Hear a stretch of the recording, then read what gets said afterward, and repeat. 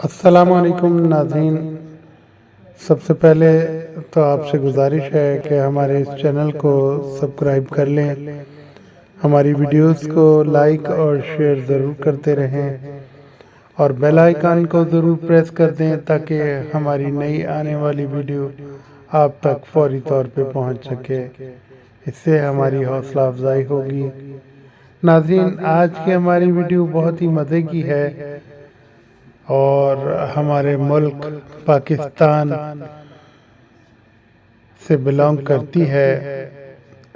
تقریب نکاح جاری تھی، نکاح خان نے دلہا سے اس کا نام پوچھ کر لکھا اور پھر اس کے والد کا نام پوچھا۔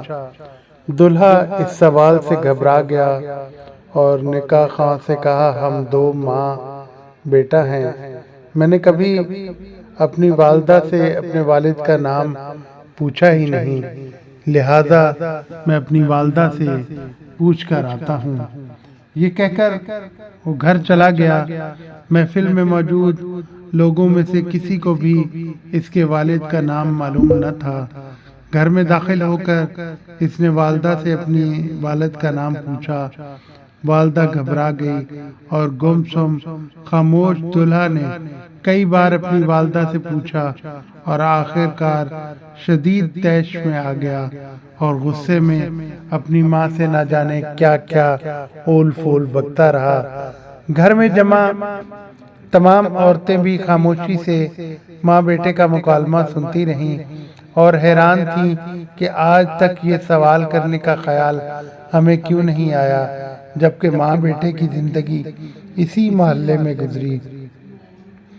یہ چھوٹا سا تھا جب سے ہم ان دونوں کو اپنی گلی میں اس مکان میں دیکھ رہے ہیں۔ اس عورت نے شاید اپنے بچے کو اسکول بھی اسی لیے داخل نہیں کروایا کہ اس کے باپ کا نام تو جانتی نہیں کہ اچانک اس نے اپنی ماں سے کہا کہ اگر تو مجھے میرے باپ کا نام نہیں بتا سکتی تو اس شرمندگی سے بہتر ہے کہ میں خودکشی کر لوں۔ جیسے ہی ماں نے بیٹے کے یہ الفاظ سنے تو تڑپ اٹھی اور بھاگ کر اسے روکا اور کہا، میری بات سن لو، پھر جو جی میں آئے وہ کر لینا۔ چند عورتیں آگے بڑھیں اور جوان کو اپنے اقدام سے روکا۔ پہلے اس کی بات تو سنو۔ پورے گھر میں خاموشی طاری تھی، سبھی اس عورت کے لب ہلنے کے منتظر تھے کہ وہ گویا ہوئی۔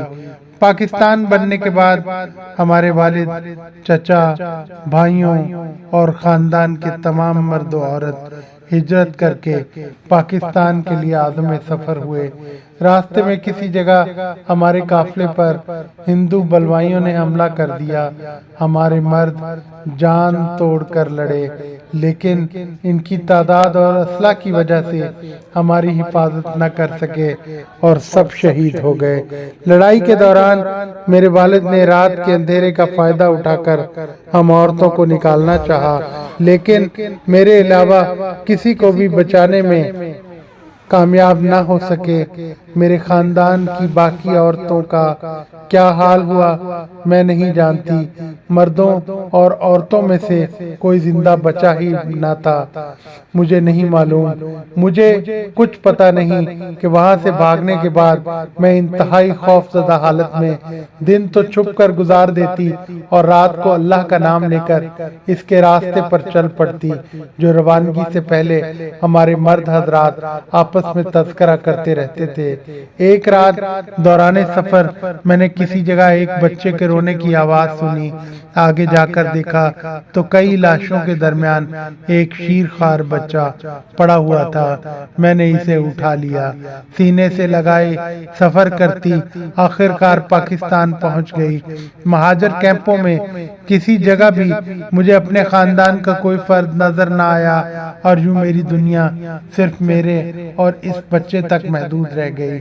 میری عمر کم تھی اور ابھی میری شادی بھی نہ ہوئی تھی۔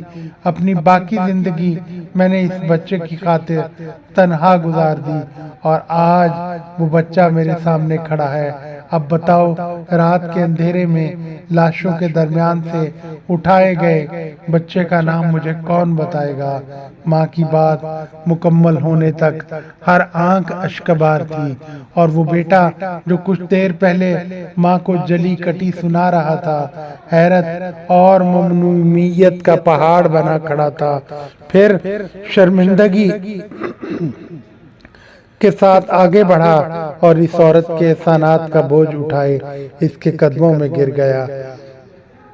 میرے نہایت ہی محترم قابل قدر قارئین، جن صاحب نے مجھے یہ واقعہ سنایا، ان کا دعویٰ تھا کہ وہ اس تقریب میں موجود تھے اور اس کے عینی شاہد ہیں جب اپنی نوجوان نسل کو آزادی کی حیرت انگیز خوشیاں مناتے ہم دیکھتے ہیں تو مجھے وہ ماں اور اس جیسی قربان ہونے والی لاکھوں جانیں یاد آ جاتی ہیں جو اپنی محنت کی کمائی دیکھے بغیر اس دنیا سے چلی گئیں۔